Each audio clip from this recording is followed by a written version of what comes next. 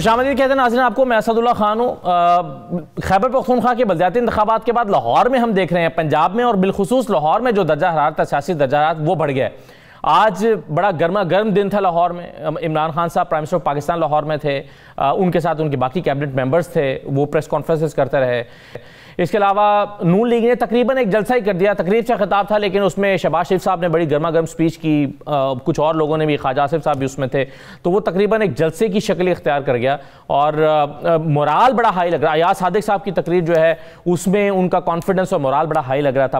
फिर आसिफ जरदारी साहब ने भी एक नई तहरीक चलाने का ऐलान कर दिया और वो कह रहे हैं कि खैमे लगाकर तहरीक चलाएंगे।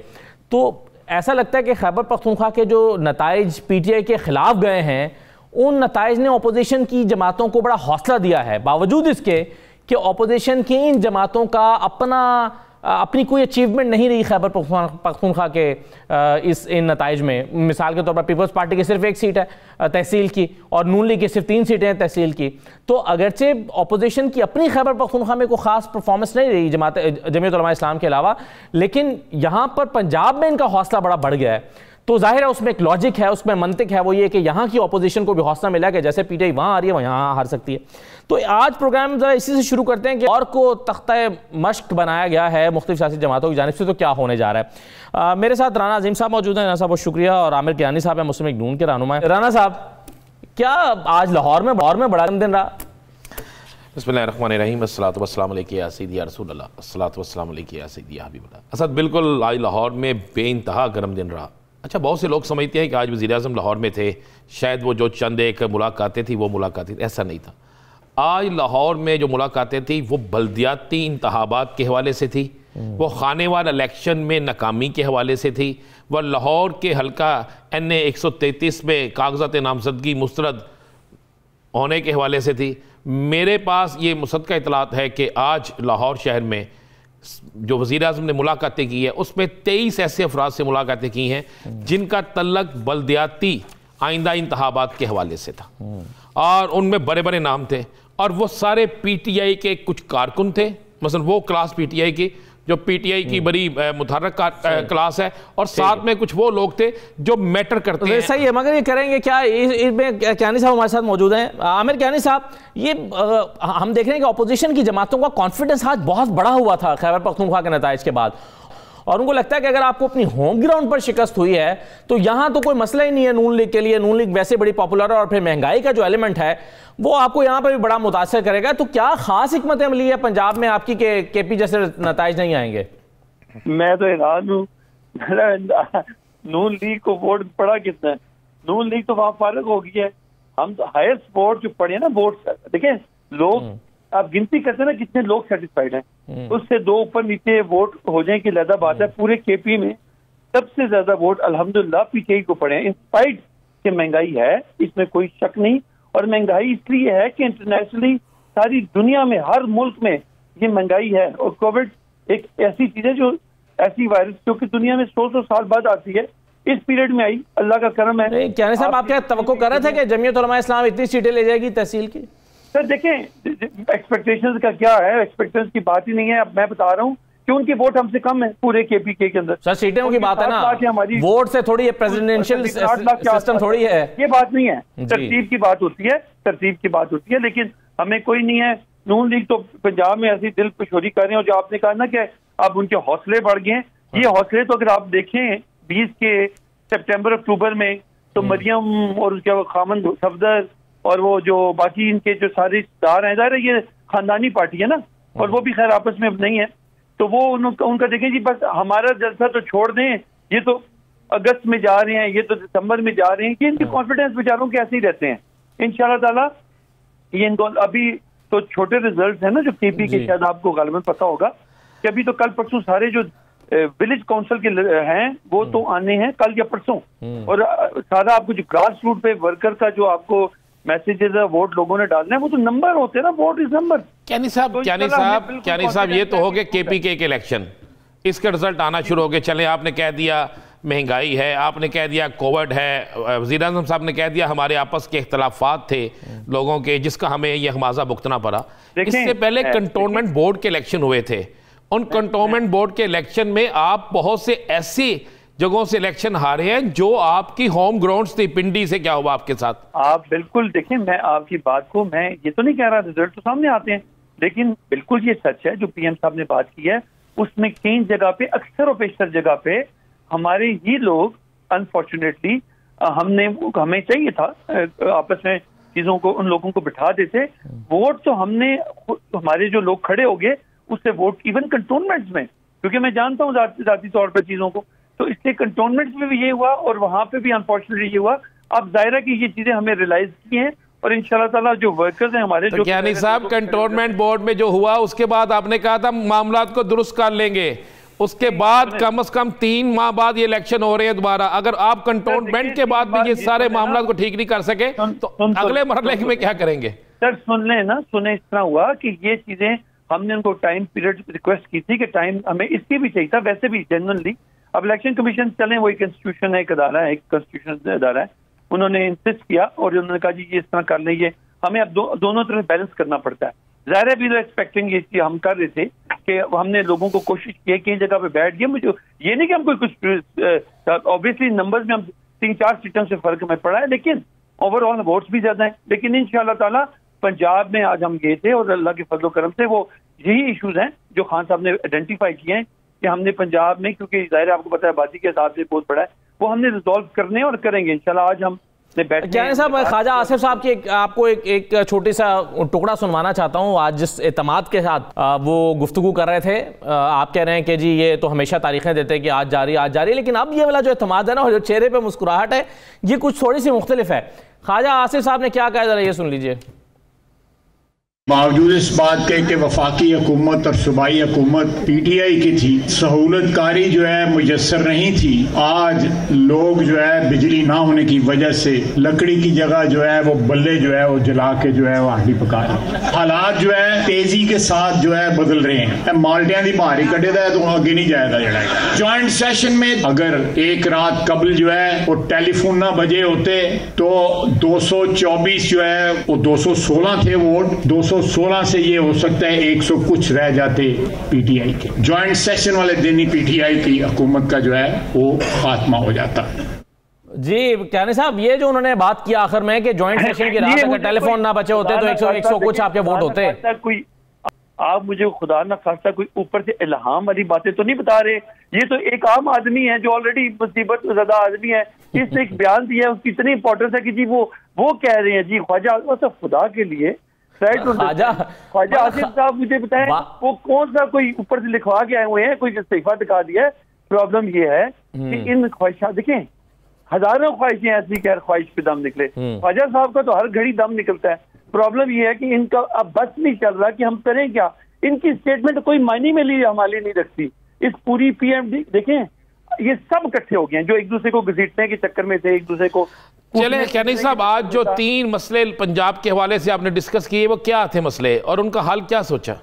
देखें मसले, देखें पीएम ने तो ओपनली कहा है, ट्वीट किया है, मसले यही हैं कि क्योंकि एक ही पार्टी के जब 2 लोग खड़े होते हैं, बड़ी पार्टी है। देखें ये तो रीजनल पार्टीज हैं। एक पार्टी है सेंट्रल पंजाब में अपने आप को समझती है कि मैं पार्टी हूँ, दूसरी पार्टी सिंध की है। इस वक्त 6 हुकूमतें, अल्लाह के 5 हुकूमतें अल्लाह फजल करम से पीटीआई की हैं। नेशनल पार्टी का कोई है ना जी, वो पीटीआई है। तो लिहाजा इनकी ये जो रीजनल पार्टीज हैं, इनकी जो बात है तो ज़ाहिर इस लेवल ही क्यों नहीं है। हमने सिर्फ ये डिसाइड किया है कि हमने लोगों को ज़ाहिर है कि हर बंदा एक्सपेक्ट करता है, खान साहब का एक अपना करिश्मा भी है, पार्टी की अपनी एक पोजीशन है, तो लोगों का ये होता है कि अब ये हम डिसाइड करें कि उनको पहले टाइमली हम उनको बिठाएं लोगों को, ताकि आपस में एंगेज ना हो। ये बेसिकली कंसर्न है। और तो इनसे तो कोई, हमें कोई ऑपोजिशन से तो कोई कंसर्न नहीं है, या ऑपोजिशन की तो हमें कोई दहशत या खौफ नहीं है अल्लाह के फजल करम से। अच्छा आमिर कियानी साहब, आपको मैंने भी ख्वाजा आसिफ को सुनाया, आपने कहा वो एक आम आदमी, आपको पसंद नहीं आया उनका साउंड बाइट, लेकिन अब मैं खास आदमी को आपको सुनवाता हूँ जो एक पार्टी की, बड़ी पार्टी का सदर है।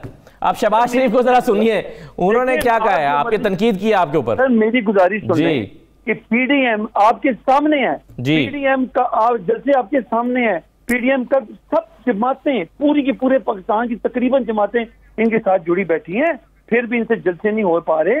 प्रॉब्लम ये है कि मैं इसलिए गुजारिश कर रहा हूँ कि ऑपोजिशन में रह के उनसे आप क्या एक्सपेक्ट करते हैं कि कोई मतलब कोई हमें कहेंगे नहीं वाजिबा करेंगे कि जी पीटीआई ने माशाल्लाह क्या बात है जी पीटीआई की। ऑब्वियसली यार ऑपोजिशन में जब नहीं, लेकिन स्पेसिफिक तनकीद की है ना आपकी, वो कहते हैं हमारे प्रोजेक्ट्स पे तख्तियां लगा रहे हैं। शहबाज शरीफ साहब ने आपकी कारकर्दगी पे बात, उस कारकर्दगी का जवाब दीजिएगा ना सर, वो आप सुन लें पहले उन्होंने तनकीद क्या की आप पर, सुनाइए जी।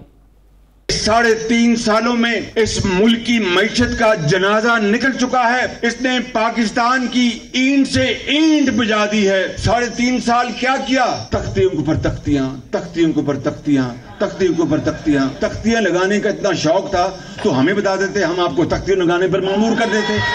अब वक्त आ गया है कि इनका गरेबान हो और आपका और हमारा हाथ हो। उनका कहने का मतलब ये कि आपका अपना कौन सा मंसूबा था जो आपने सोचा और शुरू किया, इनिशिएट किया और तकमील तक पहुंचाया?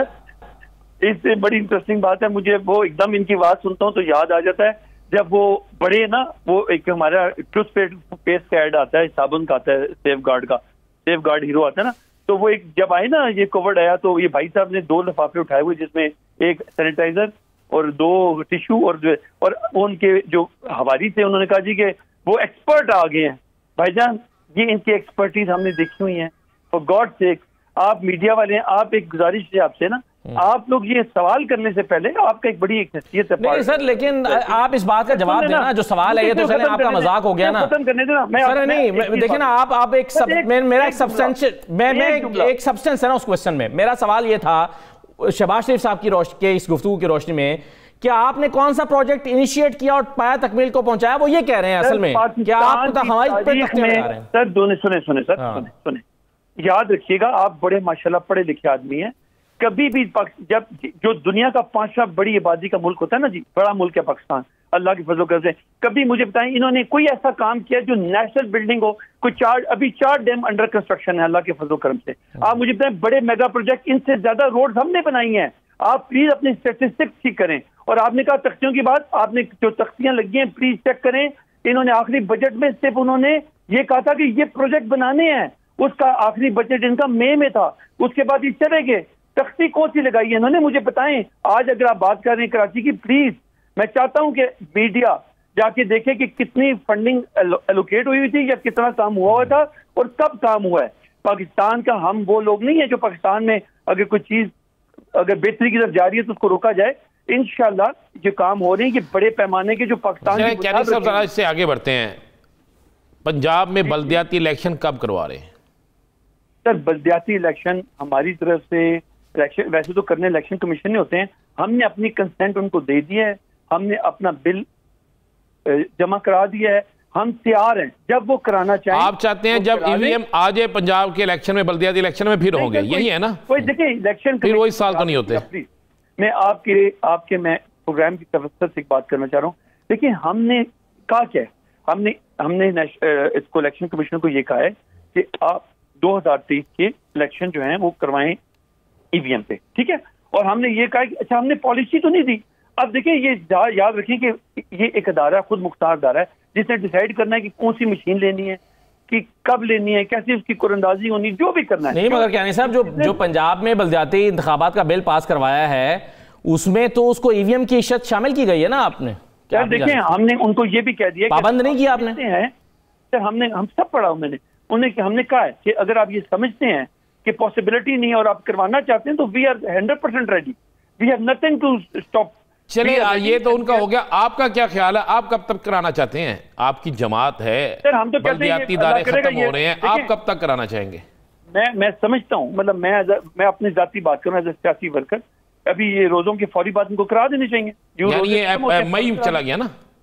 नहीं वो तो ऑब्वियसली आपका जो इलेक्शन होते हैं वो तो शेड्यूल ही 90 दिन के बाद होते हैं ना, तो दैट मीन्स अप्रैल, तो आप अप्रैल में रोजे शुरू हो जाते हैं। पहले चले 90 दिन का शेड्यूल दे। वैसे मार्च की बात कर रहे थे उस्मान बुज़दार साहब, बार मार्च में कराएंगे, मार्च में कराएंगे, अब ये मई में तो डाल दिया आपने। सर सुन नहीं ना, बेशक मार्च में करा लें, लेकिन प्रॉब्लम यह है कि 1 मई यानी 30 मार्च समझ लें कि आपके रोजे शुरू हो रहे हैं, और फिर आपको ये जो प्रोसीजर है ये इतना इजी नहीं। पंजाब का तैयारी साहब एक इलेक्शन रमजान में भी हुए हैं सर, अब ये तो मतलब उनकी मर्जी है, वो रमजान में जो मर्जी करवा लें, बादशाह है जनरल के, वो चाहे इलेक्शन कमीशन कल सुबह करवा दे, मैं तो नहीं कह रोक सकता ना उनको, तो एक कॉन्स्टिट्यूशन इदारा है, कल सुबह कराए। अच्छा मुझे अब ये सर आखिर में बता दें कि आपकी होप्स पंजाब में किस बुनियाद पर हैं? आपको कैसे लगता है कि पंजाब आपको वोट करेगा बल्दियाती इंतखाबात के लिए? सर आप एक गुजारिश है, आप इस पर करें, ये जो इलेक्शन हुए ना, आप देखें 19-20 अगर कहीं हुआ है तो होता रहे।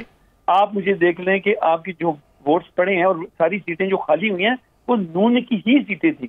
आपको इसका अंदाजा होगा, ज़रा मीडिया वाले लोग हैं, ये हमारी कोई सीट खाली नहीं हुई और उन्हीं सीटों पे हमने वोट पिछले टाइम से भी कुछ ज्यादा लिए हैं। इनके कम है, प्लीज इसे स्टैटिस्टिकली दुरुस्त कर लें, प्लीज आप इसको लोगों को बताएं। और हमें कोई बुनियाद नहीं, हमें पता है कि लोग बाशऊर हैं, उनको पता है तकलीफ का टाइम है, ज़ाहिर है महंगाई दुनिया में है, तो इंशाअल्लाह ताला हम जब रेडी हैं तो फिर हमने कुछ सोचा होगा ना, वी आर रेडी इंशाअल्लाह, ऐसी कोई बात नहीं। ठीक है, चलें, बहुत शुक्रिया आपका कियानी साहब प्रोग्राम में शिरकत करने के लिए। अब राना साहब, मसला ये है कि चलें, ये तो आप जाहिर है ये किसी को भी तस्लीम तो नहीं करना चाहिए कि वो मुश्किल में है, लेकिन पंजाब में बहरहाल बड़े सख्त किस्म के चैलेंजेस तो हैं। इस पर ज़रा हम कुछ गुफ्तगू करते हैं, छोटा सा ब्रेक ले लेते हैं, ब्रेक के बाद वापस आते हैं।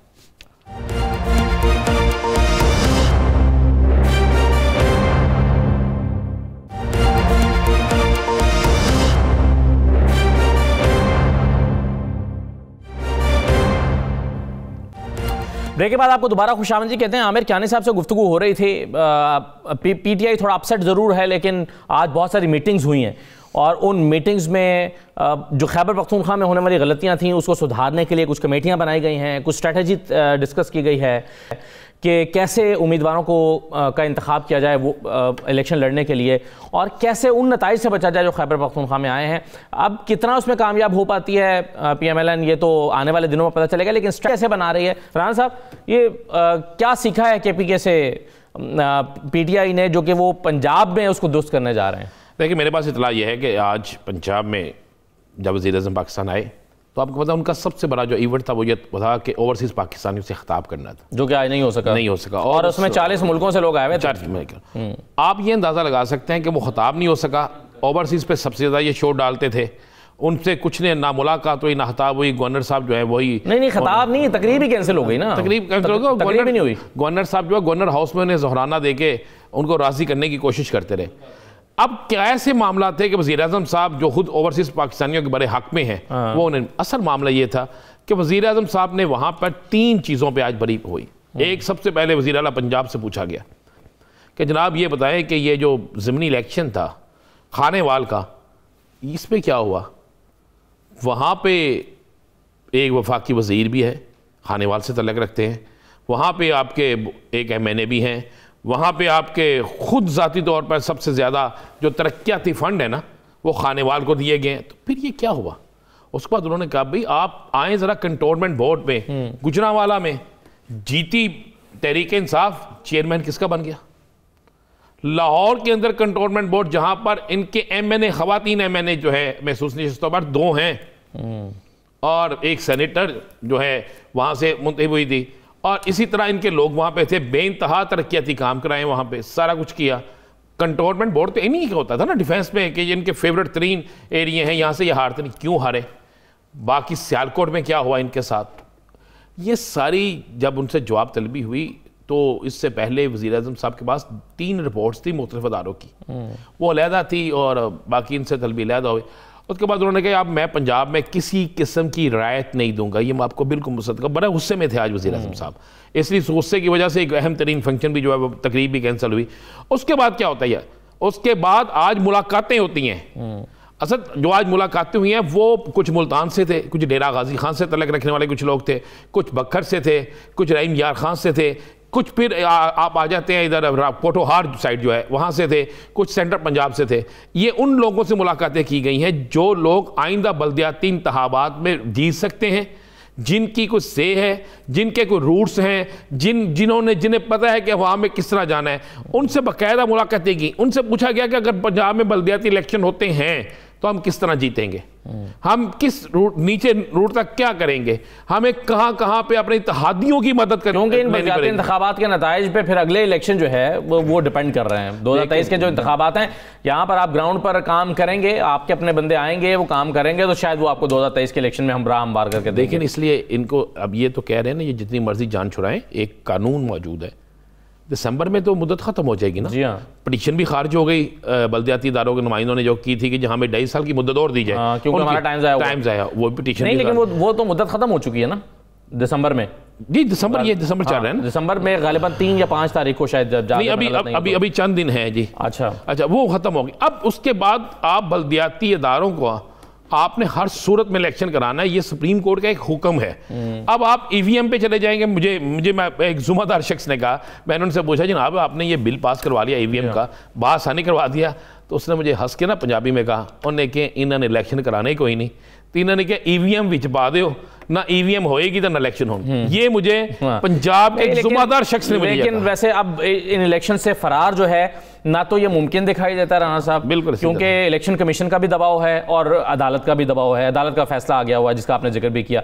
और उसके बाद यह है कि अब खुद पीटीआई भी शायद इसके पर आ गई है, इस पर डिस्कशन शुरू हो गई है, तैयारी शुरू हो गई है। तो मेरा ख्याल है पीटीआई अब राय फरार इख्तियार कर भी नहीं सकती, इससे भाग नहीं सकती, वो काउंटर प्रोडक्टिव। चलिए मैं आपको बता देता हूँ जी, आज ये भी हुआ है कि दोबारा जनाब जहांगीर तरीन साहब से राब्ते किए जाए। अच्छा, अगर हमने पंजाब में इलेक्शन जीतना है तो जनूबी पंजाब जो है, जनूबी पंजाब, इसमें जहांगीर तरीन साहब को दोबारा एक्टिव किया जाए, उनसे मुशावरत की जाए, उनको इत्मीनान में लिया जाए और उन्हें अपने साथ रखा जाए। जिस पर मज़े वाली बात आपको बताऊं कि वज़ीर आला साहब ने थोड़ा सा हल्का सा नाराजगी का अपनी तरफ से इजहार किया। उस्मान गुजार साहब ने इमरान खान साहब के सामने ये कहा कि नहीं सर जी हम वैसे जो इतना, लेकिन उस पर वज़ीर आज़म ने कहा कि आगे खानेवाल का रिजल्ट देखकर मुझे अंदाज़ा हो गया है कि आप लोग कितने मुतहर्रिक हैं। फिर एक वफाकी वज़ीर को फ़ोन भी किया गया और उनसे कहा भी गया कि खानेवाल का इलेक्शन हम किस तरह हार गए। वहाँ पे क्या वहाँ पे भी ग्रुपिंग थी? अच्छा, मज़े वाली बात है, वहाँ पे भी ग्रुपिंग थी। और दूसरी बात यह है कि वहाँ पे सबसे ज़्यादा ये आपने कहते ज़री इलाका है, वो तो बहुत इन्होंने फ़ायदे दिए थे, कुछ नहीं हो सका। तो खान साहब आज खासे सख्त नाराज़ थे इनसे। आप ये कह रहे हैं कि खान साहब जो हैं उन्होंने, उनकी तरफ से ये तजवीज़ आई या उनको ये तजवीज़ दी गई और उन्होंने इससे इत्तफाक किया कि जहांगीर तरीन साहब को वापस शामिल किया? बिल्कुल, खान साहब को जो एक रिपोर्ट आई थी ना, उस रिपोर्ट में था कि जनूबी पंजाब में आज भी सियासी तौर पर अगर आपने कोई जीतना है तो उसके लिए जहांगीर तरीन को रखा जाए। तो खान साहब ने इससे इत्तफाक किया कि हाँ ये खान साहब ने इससे इत्तफाक किया जी। अच्छा, ये तो बहुत बड़ी खबर है। और इत्तफाक किया, और देखिएगा आप देखें खान साहब, अगर ये मेरी इत्तला तो ये भी है कि बहुत दिनों से राब्ते भी थे, इसीलिए जहांगीर तरीन ने पिछले दिनों आपको पता है ना एक बड़ा अच्छा बयान दे दिया था। मेरी इत्तला तो वैसे जहांगीर तरीन साहब जो हैं वो आधे तैयार हैं, यानी मुझे ये लगता है कि अगर उनको ऑफ़र की जाए और उनको सुलह का हाथ बढ़ाया जाए उनकी तरफ, तो जहांगीर तरीन साहब ये हाथ फौरी तौर पर हाथ मिला लेंगे, इसको रिजेक्ट नहीं करेंगे, इस हाथ को जुड़लाएंगे नहीं। तो मेरी इत्तला तो ये है।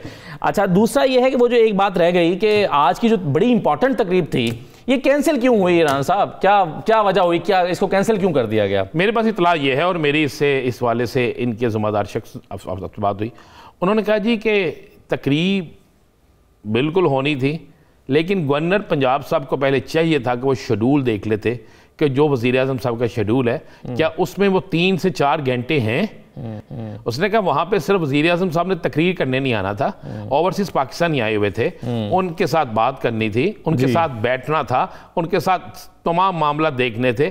और उसके बाद उन्होंने 2 से 3 घंटे, उन्होंने कहा जी हमें शेड्यूल जो है उसमें अभी ये नहीं था, अचानक कहा गया कि जनाब ओवरसीज़ पाकिस्तानी आए हुए हैं और आपने इनसे मिलना है। लेकिन मेरे पास जो इत्तला वो यही है कि वज़ीर आज़म से सख्त नाला थे। सही है, चलें बहरहाल एक जो है ना वो मार्केट की खबर और भी है, और वो ये है कि जो नए ओवरसीज़ कमीशन के सरबराह मुकर्रर हुए हैं हाल ही में, वसीम नामे साहब को हटाकर जिनको तारिक महमूद हसन साहब को लाया गया, उस पर पार्टी के अंदर से कुछ तहफ़्फ़ुज़ात थे और शदीद तहफ़्फ़ुज़ात थे, और वो खान साहब तक पहुँचे और हायर जो लीडरशिप है उन तक पहुँचे। तो उससे आज ये खदशा था कि ये तकरीब बदमज़गी का शिकार हो जाएगी। तो एक रीज़न, मुख्तलिफ रीजंस में, एक आप बता रहे हैं, एक रीजन ये भी है कि बिल्कुल हो सकती है इस तकरीब को मुलतवी कर दिया गया। तो ये अभी तारिक महमूद हसन साहब जो है उनके मामलात को सेटल होना शायद, क्योंकि अभी तक उनको मुज़ाहमत का सामना है। और ये वैसे पीटीआई में अजीब और गरीब चीज़ें हैं कि ऐसे अचानक तब्दीली की जाती है कि कुछ समझ नहीं आता कि क्या हुआ है। अब जैसे रामे साहब को खुद पता नहीं था कि मैं आज हटाया जा रहा हूँ। पंजाब में जो इंफॉर्मेशन मिनिस्टर हैं वो कई दफ़ा ऐसे हटा दिए जाते हैं कि उनको पता नहीं होता कि मैं हटाया जा रहा हूँ। पिछले दिनों हसन खावर साहब की खबर चल गई कि उनको हटा दिया गया है और उनको खुद पता नहीं था कि मेरे लिए ये हो गया। तो इस तरह की चीज़ें जो है वो यहाँ पर शायद पीटीआई के एक मिजाज का भी हिस्सा बन गया है। वैसे तब्दीली से मुझे याद आया डीजी नैब भी तब्दील हो गए और एक नए डीजी नैब लाहौर आ गए हैं, वो भी एक इंपॉर्टेंट चीज़ है। देखिए वो तो एक महकमाना चलता रहता है, और वो ये हम ये कह सकते हैं कि नैब एक वाहद अदारा है जिसमें तब्दीली बहुत देर बाद हुई है। बाकी तमाम अदारों के अंदर तब्दीलियां इस तरह मौसम से ज्यादा जल्दी में होती थी, लेकिन बल्कि तब्दीलियां इस तरह होती थी इतनी देर में नोट तब्दील नहीं होता जितनी लेकिन उसमें सिग्निफिकेंट बात यह है कि जो डीजी नैब लाहौर लाए गए हैं उनका नैब में सर्व करने का कोई तजर्बा नहीं है, और वो एक यानी चंद हफ्ते पहले वो अपॉइंट हुए हैं कॉन्ट्रैक्ट पर 1 साल की, और वो आज उनका नोटिफिकेशन हुआ है। आज वो मेरी खबर के मुताबिक लाहौर पहुंच गए और मेरी खबर के मुताबिक सुबह वो ऑफिस पहुंच रहे हैं, और उनका इस पोस्ट पर काम करने का कोई तजर्बा नहीं है, और प्लस ये है कि वो खैबर पख्तूनख्वा से आए हैं। तो खैबर पख्तूनख्वा प्राइम मिनिस्टर के प्रिंसिपल सेक्रेटरी वैसे बड़े एक्टिव हैं, तो काफ़ी लोग कड़ियाँ मिलाकर जब देखते हैं तो चीज़ें समझने की कोशिश कर रहे हैं कि ये क्या हो रहा है। बहरहाल अभी चूँकि इस पर हम हतमी तौर पर कुछ कह नहीं सकते। ये नवाज शरीफ साहब, अयाज सादिक साहब कह रहे हैं राना साहब कि लाहौर आ रहे हैं, ये क्या है? या सर मैं इस पे बेट लगाने के लिए तैयार हूँ, और मैं आपको बड़ा मुसद्दका ये कहता हूँ कि मियां नवाज शरीफ 2022 में भी नहीं आ रहे। अच्छा, लेकिन आप भी प्रोग्राम करते हैं, आपके पास बड़ी इंफॉर्मेशन होती है, लेकिन मैं भी आपको ये बिल्कुल ये बेट लगाने के लिए तैयार हूँ कि मियां मोहम्मद नवाज शरीफ साहब जो हैं वो जब तक उनका सियासी मौसम और सियासी दर्जा हरारत उनकी मर्जी का नहीं होगा उस वक्त तक वो पाकिस्तान नहीं आएंगे। ठीक है, चलिए एक छोटा सा ब्रेक ले लेते हैं। ब्रेक के बाद वापस आते हैं तो पीपल्स रहमान नैयर बुखारी साहब हमारे साथ मौजूद होंगे। ब्रेक के बाद वापस आते हैं।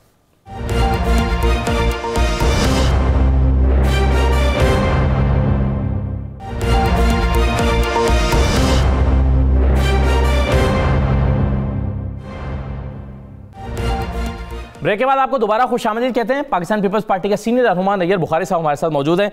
बुखारी साहब बहुत शुक्रिया। सबसे पहले तो ये बताइए कि खैबर पख्तूनख्वा में जो बलदियाती इंतखाबात हुए हैं उसमें पीपल्स पार्टी की कारकर्दगी पर क्या किसी किस्म की तशवीश पीपल्स पार्टी में पाई जाती है? जैसे पीटीआई में बहुत तशवीश पाई जाती है, तो पीपल्स पार्टी की सिर्फ 1 सीट आई है तहसील की वहाँ पर, तो आप कैसे देखते हैं इस कारकर्दगी को? देखें, जो अभी रिजल्ट्स हैं, एक में इन्होंने गवर्नमेंट ने डिसीजन लिया अपनी जो स्ट्रॉन्ग होल्ड था वहाँ पे इलेक्शन करवाया, और बाकी अभी कुछ ऐसे एरियाज रहते हैं अभी जहाँ पे हम समझते हैं कि मलाकंड पीपल्स पार्टी का स्ट्रॉन्ग होल्ड है, हमारे वहाँ से अच्छा रिजल्ट मिलेगा। लेकिन इवन हम पेशावर बिलाशुबा हम लूज कर गए, लेकिन पेशावर में नंबर ऑफ वोट्स जो लिया वो बड़ा रिस्पेक्टेबल नंबर ऑफ वोट्स है, और हम समझते हैं कि आने वाले वक्तों में पाकिस्तान पीपल्स पार्टी की पॉलिटिकल स्ट्रेंथ है उसमें और इम्प्रूवमेंट आएगी केपीके में, और हमारी पार्टी का खासा तगड़ा पोटेंशियल है वहाँ पे। और नैयर बुखारी साहब, पेशावर में बिल्कुल आपने अच्छा वोट लिया, लेकिन जहाँ से एक MPA आप में जिसने शमूलियत की परवेज खट्टक साहब के भाई ने, वहाँ पे आपकी पोजीशन जो विनिंग पोजीशन थी वो क्यों नहीं हो सकी? देखिए, वो गुजारिश है कि अभी वहाँ पे गवर्नमेंट का इन्फ्लुएंस भी था, और फेडरल मिनिस्टर ने जो अपनी मिनिस्ट्री के अलावा जो अपने उसके कोलीग्स थे उनको यूटिलाइज किया। उसके हमने एतराज़ात भी किए, इलेक्शन कमीशन को भी लिखा कि डेवलपमेंट प्रोजेक्ट्स दिए जा रहे हैं, बिजली के खंभे फेंके जा रहे हैं, गैस के लिए पाइप फेंके जा रहे हैं, और अब फेडरल गवर्नमेंट भी इन्वॉल्व हो और प्रोविंशियल गवर्नमेंट भी इन्वॉल्व हो। सो मच सो के इलेक्शन कमीशन ने उनकी नोटिस भी लिया कि MNA और मिनिस्टर्स उनकी कंपेन कर रहे हैं, तो उसमें बिल्कुल हम समझते थे कि हमारी विनिंग पोजीशन है, लेकिन वहाँ पे गवर्नमेंट का इन्फ्लुएंस जरूर इस्तेमाल हुआ। सही है, लेकिन सर दूसरे नंबर पर फिर आपको पीपल्स पार्टी को आना चाहिए था। पीपल्स पार्टी तो वहां पे फिर तीसरे नंबर पर रही। अगर इन्फ्लुएंस गवर्नमेंट ने इस्तेमाल किया तो दूसरे नंबर पर फिर JUI क्यों आई? नहीं, ऑब्वियसली JUI कंटेस्ट भी कर रही थी, और हमारा तो बहरास कंटेस्ट था परवेज खट्टक के बेटे के साथ, और सेकेंडली डिवीजन भी आ गई, फैमिली के वोट्स में भी डिवीजन आ जाती है, तो उससे इफेक्ट तो होता है। उसी अरसे से पहले आप देख रहे हैं कि वो सीट जीत की प्रोविंशियल असेंबली की, और वो परवेज खट्टक साहब वो सीट हार गए थे। इलेक्शन में हार जीत लगी रहती है, लेकिन हम समझें कि पाकिस्तान पीपल्स पार्टी की स्ट्रेंथ की जो है खासी इम्प्रूव्ड है केपीके में। नैयर बुखारी साहब, आज आसिफ अली जरदारी साहब बड़े गरजे और बड़े चैलेंज दिए। उन्होंने कहा खेमे लगाएंगे, जवाब देंगे, तहरीक अब हम चलाएंगे, सब कुछ करेंगे, इनको घर भी भेज देंगे। किस बुनियाद पे? अपोजिशन मुतहिद नहीं है, पंजाब के अंदर अभी तक आपके पास पहले से बेहतर पोजीशन जरूर है वोटों की, लेकिन कोई बड़ा सेटअप जो है वो नहीं है आपके पास, तो किस तरह करेंगे? देखिए, बुनियादी बात ये होती है कि पब्लिक इश्यूज, आजकल पब्लिक इश्यूज जो है वो बर्निंग इश्यूज है, महंगाई का, अनएम्प्लॉयमेंट का, और जो रोजमर्रा की अशिया है वो आम आदमी की दस्तरस से बाहर है। तो जब लोग एग्रीव हो जाते हैं तो फिर जो पॉलिटिकल पार्टी लीड करती है लोग उसके पीछे चल पड़ते। तो फिर ये महंगाई मार्च हो रहा है, पीडीएम कर रही है महंगाई मार्च, वो भी इसी पे कर रही है, तो फिर आप मिलके कर लें। नहीं, पीडीएम को हमने कहा था कि जो जिन पॉइंट्स पे हमने पीडीएम की बुनियाद रखी थी उस पर वो आ जाए, हम हमारे साथ तावन करें। देखा, हमने लॉन्ग मार्च हमने मुलतवी नहीं किया, पीडीएम ने मुलतवी किया। 25 मार्च का जो लॉन्ग मार्च था, तो आप क्या पीडीएम से पहले मार्च करेंगे, पीडीएम से पहले एहतजाज करेंगे और उससे बड़ा करेंगे, क्या कर रहे हैं? हम तो आप देखो जी, पीडीएम अगर उन पॉइंट्स पे आती है जिन पॉइंट्स पे पीडीएम की बुनियाद रखेगी वो हमसे रजू कर सकती है। लेकिन पीडीएम की जो क़यादत थी वो खुद नहीं करना चाहती थी, लेकिन पीपल्स पार्टी अपना मैनिफेस्टो के तहत, अपनी पोलिटिकल स्ट्रेटजी के तहत अपना हम एहतजाज करेंगे। तो क्या है पॉलिटिकल स्ट्रेटजी आपकी, क्या है सियासी या एहतजाज की हिकमत अमली क्या है इस वक्त पीपल्स पार्टी की? देखिए, अभी हमने देखना जी, हमने 10 को एहतजाज किया, हमने 17 को एहतजाज किया। अभी क्योंकि हमारी मोहतरमा शहीद की बरसी 27 को आ रही है, उसके बाद फिर एजुकेशन पॉलिटिक्स पे हम आ जाएंगे। अच्छा, फवाद चौधरी साहब ने जो रिस्पॉन्ड किया, आप उसको कैसे देखते हैं? मैं आपको सुनवाना चाहता हूँ फवाद चौधरी साहब ने जो आसिफ जरदारी बयान पर इसको रिस्पॉन्ड किया है, जरा सुन लीजिए। हमारा मुकाबला जो है वो बोनों के साथ। आज एक और बोना में देख रहा था, कुछ देर पहले जरदारी साहब बात कर रहे थे। इतनी बड़ी जो जमात है उसकी हालत ये कर दी है कि आज पीपल्स पार्टी के पास पंजाब में उम्मीदवार नहीं है। अगली हुकूमत इंशाल्लाह सिंध में भी पीटीआई बनाएगी। आप जो लाहौर और इस्लामाबाद आने के चक्कर में है, बड़ी जल्दी आपको पता चलेगा आप लड़काना जाने जोगे भी नहीं। जरदारी साहब ने अपनी बाकी जिंदगी दुबई गुजारनी है। मुल्क इनसे आगे चला गया है। जी बुखारी साहब, एक तो वो कह रहे हैं आप लाड़काना जाने जोगे नहीं रहेंगे, आपके पास पंजाब में उम्मीदवार नहीं है, फिर आपने दुबई में जिंदगी बाकी गुजारनी है। ये दीवाने की बड़के हैं। और ये जो गुफ्तगू करते हैं फवाद चौधरी साहब, मुझे वो जमाना याद है जब ये पीपल्स पार्टी की क़यादत के पास आके प्रेसिडेंसी में और उधर प्राइम मिनिस्टर हाउस में बैठते थे और ये बिल्कुल एक कोने में बैठे होते थे। तो गुजारिश ये है कि इनका स्ट्रॉन्ग होल्ड था पेशावर। तो पीपल्स पार्टी ने कैंटोनमेंट के इलेक्शन में एएलपी को 1 सीट मिली, 5 सीटों में से 2 सीटें पाकिस्तान पीपल्स पार्टी ने जीत ली थी। तो ये लड़काना की बात करते हैं, ये पहले अपने पेशावर को तो बचा नहीं सके। और अभी भी पेशावर में इनका जो कैंडिडेट था, सारे इन्फ्लुएंस के बावजूद उसकी नंबर ऑफ वोट्स क्या है।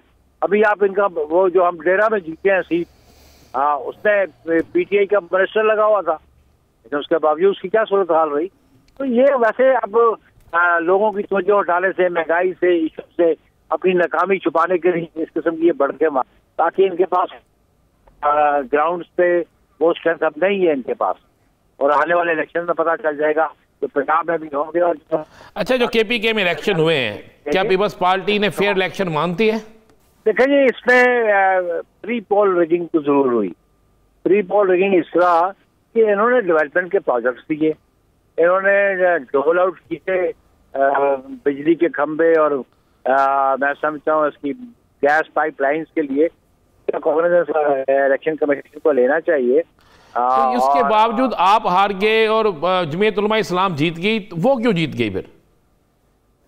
जमीयत उल इस्लाम जीत गई, उन्होंने बेहतर कारकर्दगी दिखाई होगी अपनी कैंपेन में, लेकिन वो अपोजिशन जीती ना, गवर्नमेंट तो नहीं जीती। इसके तो आप भी तो अपोजिशन है ना, आप उससे बड़ी जमात हैं। तो बरल जी हम नहीं जीत सके, तो उसका मतलब है कि इस पे हम आंदा उस पे बेटर रिजल्ट देने की कोशिश करेंगे। ये तो कोई बात नहीं। जब इलेक्शन लड़ते कई दफा हमारे मुकाबले में ये जो इधर इस्लामाबाद पिंडी में लड़ती थी तो हारती रही है। सही है, ये तो कोई मयार नहीं है। सही है। अच्छा बुखारी साहब, ये बताएं, ये हर थोड़े अरसे बाद एक बात चलती है नून लीग की तरफ से कि जी मियाँ साहब वापस आ रहे हैं। आपके कोई किसी भी सतह के कोई राब्ते हैं पीएमएलएन के साथ? आपकी अपनी अंडरस्टैंडिंग क्या है? मियाँ नवाज शरीफ वापस आ रहे हैं? अभी जैसे आज अयाज सादिक साहब ने फिर कह दिया कि वो वापस आ रहे हैं। देखिए, ये तो नून लीग का इंटरनल मामला, उनकी क़यादत का मामला है, और वो तो यही बयान देते हैं कि जब पार्टी को कहेगी तब वापस आएंगे। यही बयान हम सुनते हैं। हमारा तो कतन इस किस्म का तो उनसे लायजा नहीं है, लेकिन क्योंकि अपोजिशन लीडर नून लीग के प्रेसिडेंट हैं, तो वो हमारे वर्किंग प्रेशर पार्लियामेंट के अंदर तो है उनके साथ।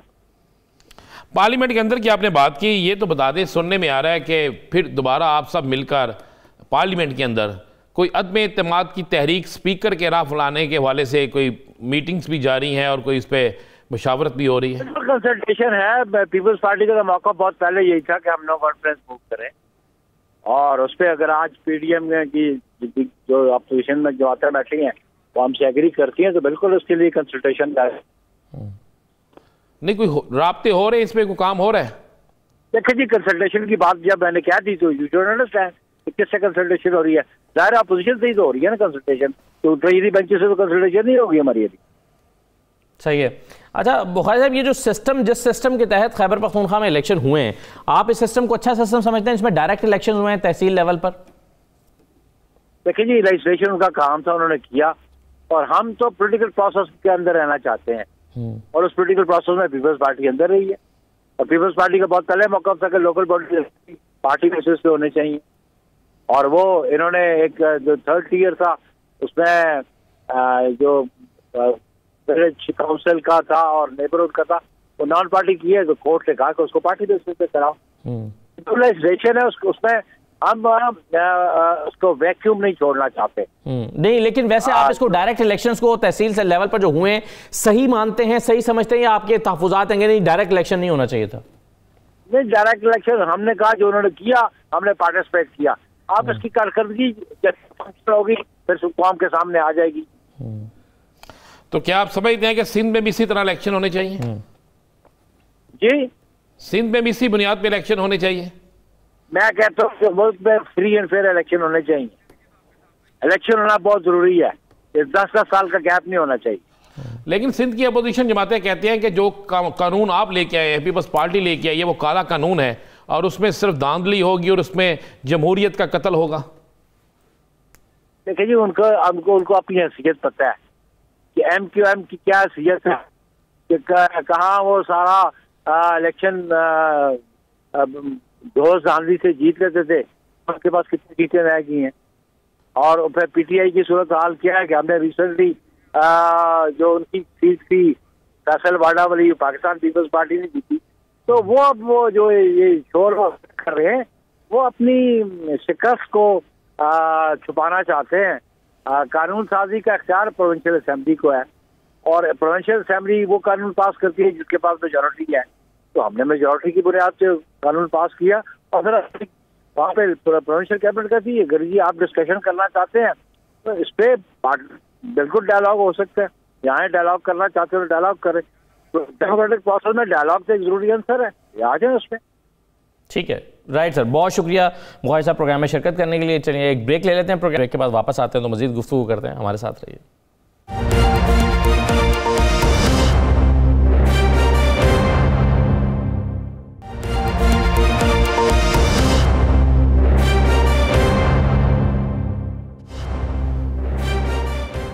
दोबारा आपको खुशामदीद कहते हैं। नैयर बुखारी साहब हमारे साथ मौजूद थे ब्रेक से पहले, और मैं उनसे एक सवाल पूछना चाहता था, फिर राना साहब गुफ्तगू कहीं और निकल गई। मैं उनसे पूछना चाहता था मखदूम अहमद महमूद साहब जो मिले हैं नवाज शरीफ साहब से, अभी हम कुछ देर पहले नवाज शरीफ साहब की वापसी की बात कर रहे थे, तो ये क्या कहानी हो रही है? मखदूम अहमद महमूद खुद मिल रहे हैं, जरदारी साहब के कहने पर मिल रहे हैं, जहांगीर तरीन से कोई लिंक निकलता है, उनके रिश्तेदार भी हैं, ये आपको क्या कहानी समझ आती है? नहीं, महदूम साहब का ना मियाँ नवाज शरीफ से बड़ा ज़ाती ताल्लुक है। मुझे याद है कि जब ये गवर्नर थे तो उस वक्त भी लोग कहते थे गवर्नर या किसी और जमात से हैं, लेकिन उस वक्त भी इनका एक ज़ाती तल्लक था।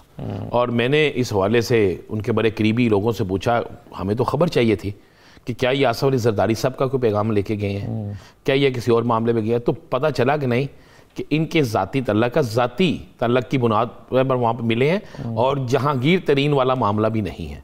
लेकिन बाप के एक बात बता दूँ आपको कि इस मुलाकात सिर्फ सबसे ज़्यादा फिक्र किसी को अगर हुई है तो पाकिस्तान पीपल्स पार्टी को ही है। अच्छा, इसलिए कि पीपल्स पार्टी के अंदर एक बहुत बड़ा हल्का ऐसा था जिसने ये तासर देना शुरू कर दिया, जनूबी पंजाब से उनका तल्लक था, उन्होंने ये तासर देना शुरू कर दिया कि जनाब ये मियाँ नवाज शरीफ से मिले हैं और ये कहीं ऐसा तो नहीं हो रहा कि ये कोई अहम पैगाम लेके गए। आपको पता है कि बिलावल के ये बहुत करीब हैं और जरदारी साहब के बड़े करीब हैं, और ये समझते हैं कि जब हम रहीम यार खां में ये जाते हैं, जब ये जनूबी पंजाब में आते हैं, तो इनकी वो नशिस्तें, इनके वो हल्के ऐसे हैं जहाँ से कामयाबी तकरीबन इनको मिल ही जाती है।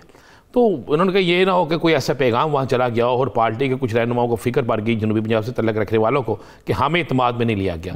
बड़ी लहदा हुई, बल्कि कई पार्टी के लोगों ने हमसे रब्ता किया, उन्होंने कहा यार प्रोग्रामों में ये तो पूछे कि ये क्यों गया। मैंने कहा यार आपका एक उम्मीदवार, आपका एक शख्स है, बड़ा अहम लीडर है, आप क्यों ये कह रहे हैं? उन्होंने कहा नहीं ये गया है किसी और मिशन से, लेकिन मेरे पास इतला ये है कि ये वहाँ मिले। इनकी मुलाकात ज़ाती नौयत की मुलाकात थी और उस मुलाकात में कोई सियासी बात नहीं हुई, कोई सियासी मामला भी डिस्कस नहीं हुआ। ये तो बड़ी क्लियर सी एक चीज़ है, आप दूसरे ज़हन में रखिएगा। आने वाले दिनों में रहीम यार खां में जो इलेक्शन होने ना, उसमें से अहमद महमूद और जुनैद सफदर ये भी आमने सामने आ सकते हैं ना, अहमद महमूद की फैमिली से, और जुनैद सफदर भी आ सकते हैं सामने, क्योंकि जो दो हल्के तैयार किए जा रहे हैं, एक लाहौर का हल्का है और एक रहीम यार खां का हल्का है। तीसरा वो KPK से एक हल्का कर रहे थे, लेकिन वो कैप्टन सफदर के भाई सुना है कि उन्होंने कहा नहीं जी ये मेरा हल्का है तो मैं यहाँ पे रहूँगा। तो यासर आज यासर को हम बार बार याद कर रहे हैं, यासर आप वापस आ जाएं छुट्टियाँ खत्म करके अपनी। तो असद ये एक बड़ी सीरियस सी बात थी जिस पे बड़ा शोर मचा था, लेकिन ऐसा मामला नहीं है। ठीक है, पीपल्स पार्टी और नून लीग में अब अगर आप ये कहें कि बड़ी कुर्बत दोबारा हो जाएगी, ये मुमकिन नहीं। सही है, मगर एक सवाल मेरे जहन में पैदा हुआ कि ये ज़ाहिर है खैबर पख्तूनख्वा में PTI की से लोग नाखुश हुए, इससे PMLN का खुश होना ऑब्वियस था कि पंजाब में भी इसका मतलब है PTI से लोग नाराज़ होंगे, उसका फ़ायदा हमें होगा। ये जरदारी साहब किस चक्कर में छलांगे मार रहे हैं, मुझे ये समझ नहीं आ रही कि वहाँ यहाँ किस क्यों इतना खुश हैं और किस उनका कॉन्फिडेंस किस बुनियाद पर पंजाब में बढ़ा हुआ है। एक NA 133 से तो नहीं बढ़ सकता क्योंकि उसके डायनामिक्स टोटली डिफरेंट। 206 से भी उन्होंने नज़र आ गया कि पहले हमने 6600 वोट लिया था, अब हम 15,000 के करीब पहुँच के चले 2000 में वोट बिकता है, तो जो इल्ज़ाम है वो इतने वोट बढ़ ही जाते हैं। देखिए आसफ अली जरदारी साहब ने कुछ ना कुछ तो करना है। बेसिक असल ऐलान जो वो करेंगे ना, वो करेंगे 27 दिसंबर को। उसके लिए उन्होंने अपनी साफबंदी की है और मैं आप तो और वो क्या हो सकता है? देखिए वो होगा हुकूमत के खिलाफ भरपूर तहरीक चलाने का। अब आसफ अली जरदारी साहब के ज़ुम्मे ये है, अगर आप असल खबर लेना चाहते हैं, उनके ज़ुम्मे ये है कि जनाब 23 मार्च का जो मार्च है ना, महंगाई मार्च, उससे पहले आप ऐसी फ़ज़ा बना दें कि लोगों को PDM भूल जाए। PDM को फेल करने के लिए 23 मार्च वाला मार्च हो रहा है वैसे नहीं, 23 मार्च वाला मार्च नहीं, क्यों होगा भैया? आपको हिस्सा मिल गया। मौलाना साहब आप इस इक़्तिदार में हिस्सेदार है, और जब मौलाना साहब इक़्तिदार में हिस्सेदार है तो मौलाना साहब क्यों गिराएंगे? मौलाना साहब के आपके चेहरे की खुशी नहीं आप देखते? नहीं, मगर हुकूमत जाने से बल्दियाती नुमाइंदे थोड़ी चले जाएंगे। बल्दियाती नुमाइंदे तो जाएंगे। मौलाना साहब को जो है अभी उम्मीद बहुत है। वो कहते हैं जी हमें KPK के अंदर एक बड़ा हिस्सा मिल गया। अब अगर हुकूमत चले जाती है तो बल्दियाती अदारों का भी कुछ ना कुछ बुरा हाल हो जाएगा। ठीक है, तो जो ऊपर आके बैठेंगे हो सकता है कि चलें देखते हैं मौलाना की उम्मीदें पूरी होती हैं नहीं होती हैं। बहुत शुक्रिया जी, अल्लाह हाफिज़।